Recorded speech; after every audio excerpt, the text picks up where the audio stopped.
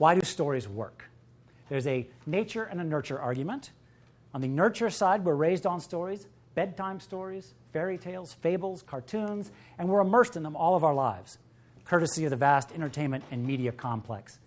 Americans spend $10 billion a year going to the movies. On average, 35 hours a week watching TV. Yes, how many of you watch less than 35 hours a week of TV?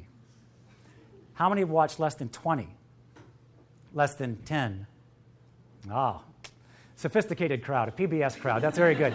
So with as little TV as some of you watch, imagine how much TV your fellow citizens must watch in order to bring this average up to 35 hours a week. It's probably 50, 60, 70.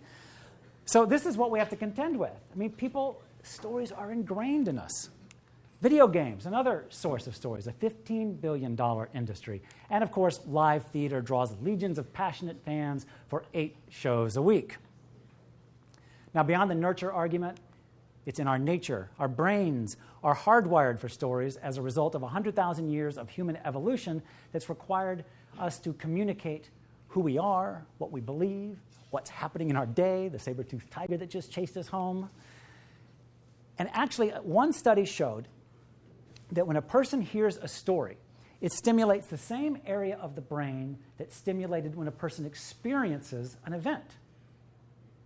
So if you think about that, as far as the brain is concerned, there's little distinction between story and experience. And experience is one of the most important ways we learn.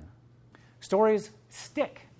If you've read this influential book by the Heath brothers, Made to Stick, they found that after a presentation, 63% of audience members remember stories, and only 5% remember statistics. And I recognize the irony of having a statistic to help you remember that. You'll probably forget the statistic, but hopefully you'll remember how powerful stories are.